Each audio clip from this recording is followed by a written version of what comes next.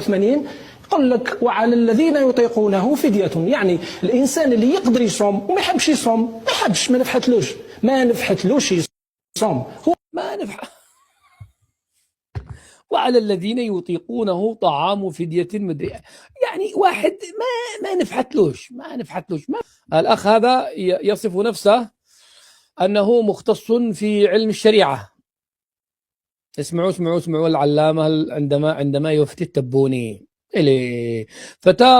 هذه فتاوى الكذب والمجون على مذهب العلامة تبون. قال لك في سورة البقرة ايش قالت الآية؟ بقرة 184 يقول لك وعلى الذين قال لك ماش قال لك، قال تعالى قال لك كأنه بيتكلم عن واحد صاحبه. قال لك ايش قال لك يا صاحبي؟ الله يقلقل ضروسك، الله يقلقل ركبك، الله يقلقل عظامك في سورة البقرة يا بقرة. قال لك منو ذي؟ قال لك تأدب. قال تعالى قال سبحانه وتعالى قال لك كانوا بيتكلم عن شوشع ولا عن شنقريعة، لو بيتكلم عن تبون يقول قال فخامة الرئيس عبد، لكن كلام الله قال لك. ايوه ايش قال لك؟ 80 يقول لك وعلى الذين يطيقونه فدية، يعني الإنسان اللي يقدر يصوم وما يحبش يصوم ما نفحتلوش يصوم، هو ما نفح. وعلى الذين يطيقونه طعام فدية مدري، يعني واحد ما نفحتلوش ما بغاش يصوم. يعني شوفوا يا أخي على دين أمانة الله، لا دين هذا شارب صاروخ، هذا نادع صاروخ في السحور، صاحبنا تسحر بصاروخ ابن كلب أو في الفطور. قال لك ما نفحتلوش.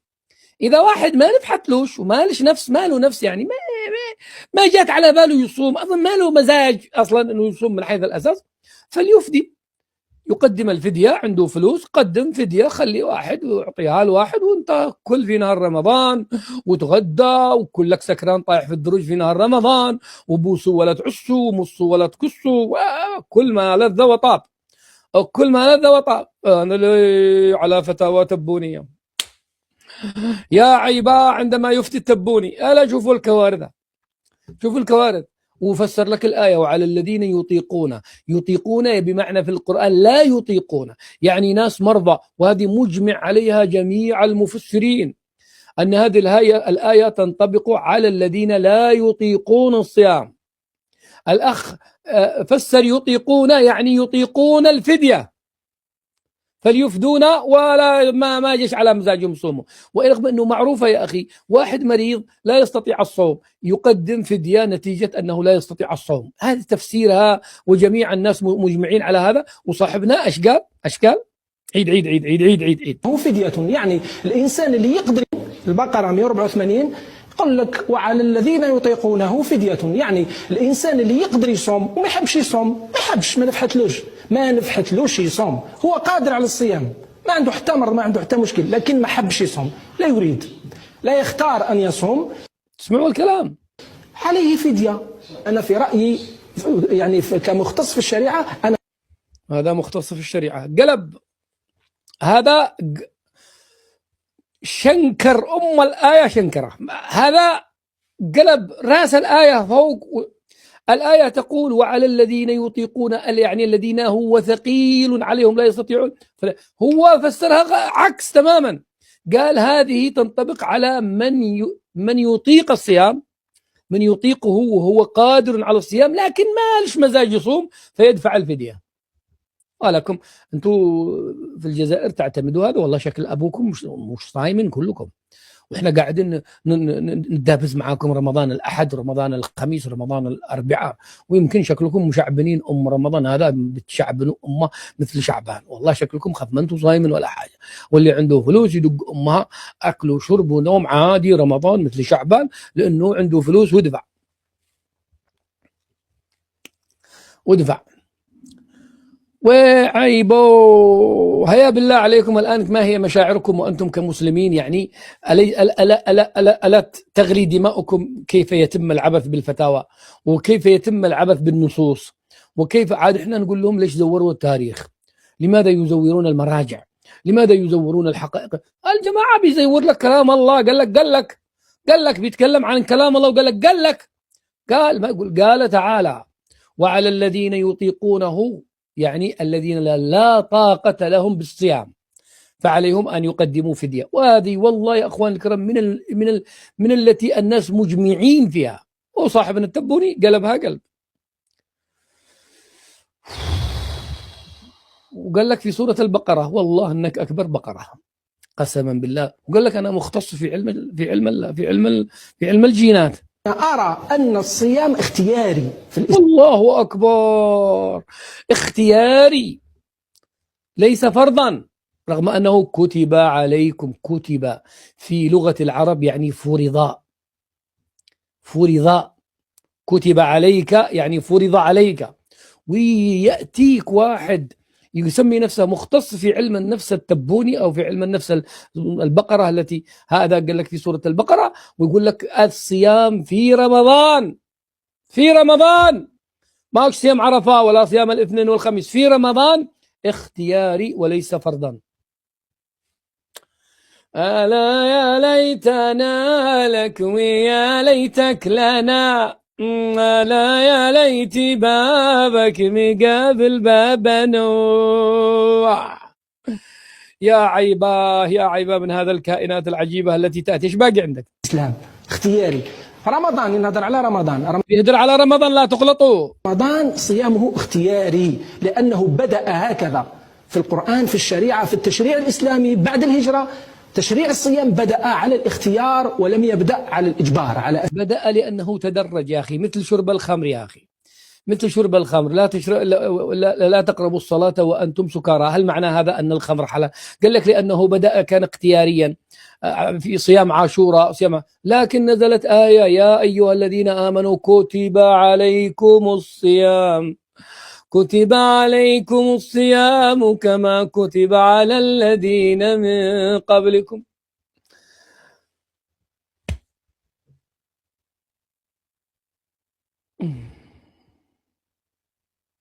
أيوة، أساس الإجبار كتب عليكم الصيام على الاختيار. كيف كتب على الاختيار يا أخي؟ هذا مدري فرنسي وما يا أخي.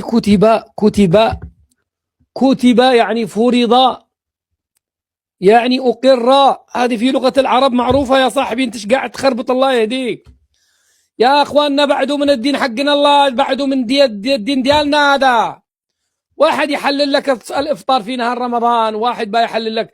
أنا خايف أن أنتم تحللوا حاجات خطيرة، تحللوا لنا حاجات مش سهلة يا أخي. الله الله الله الله، لا بارك الله فيكم. مش عاد عندك هاتات؟ نعم كتب عليكم كركن، لكن اختياري مش إجباري. يا سلام. يلا ركبوها يا جماعة. كتب عليكم كركن.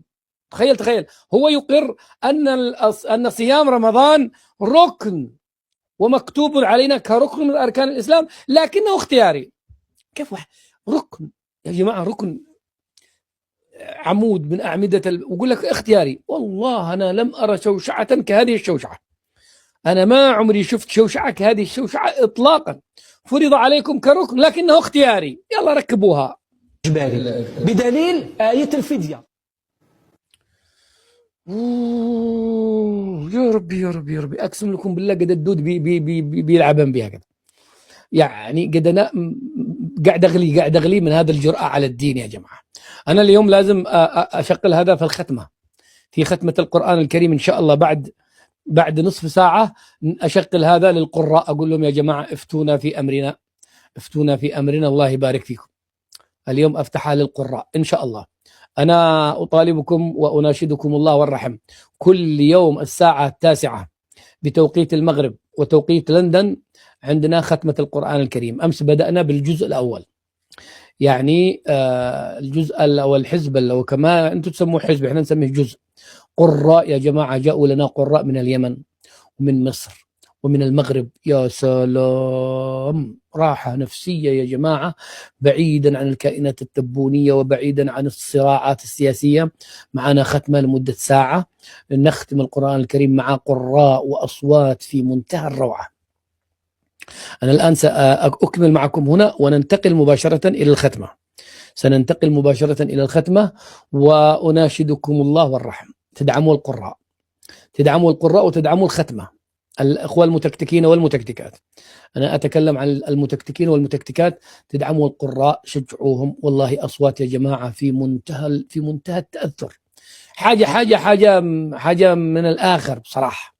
نريد تواجد قوي يشجع الشباب اللي بيجوا يقروا، ونريد دعم للقراء. ادعموا يا جماعة في هذا الشهر الكريم، والله العظيم فيه أجر كبير جدا. الختمة هي على 9 مساء كل يوم، لكنها تنقل على القناة الأخرى، لا تنقل هنا، هي تنقل على القناة الجديدة الشرعي لايف. شرعي لايف، اكتبوا الشرعي لايف، هي لا تنقل في هذه القناة وإنما تنقل في القناة الأخرى.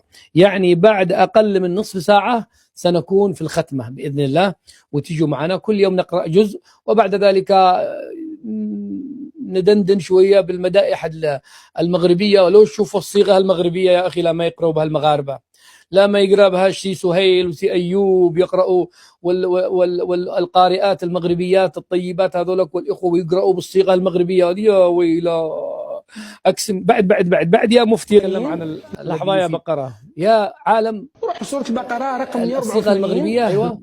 الأخ هذا يصف نفسه يتهز البدن، أنه مختص في علم الشريعة، وتخليك هكذا تخشع وتقشعر بدنك وأنت تسمع الصيغة المغربية.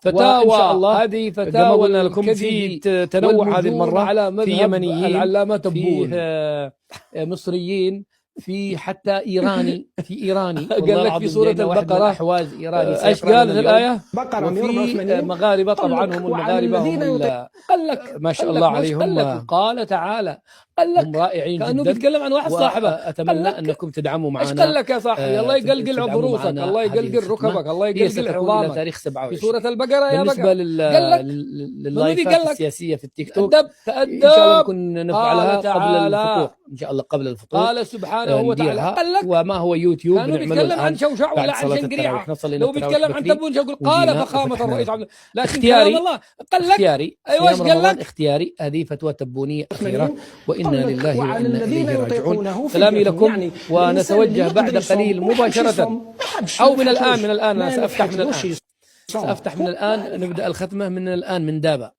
إن شاء الله، لأنه معنا قراء هم الذين يتأخرون، الإخوة المغاربة، لأنه التراويح تتأخر عندهم. أما البقية هم في مصر وهم الآن عندهم الساعة 11. أمانة الله. وفي واحد من قطر يمني صاروخ، هذا نادى صاروخ خارج المغرب، وبالتالي هم شوي متقدمين يعني. صاحبنا تسحر صاروخ ابن كلب. يلا إذا نفتح من الآن دابة. يلا تعالوا إلى منصة الشرعي، إلى اللقاء. إذا واحد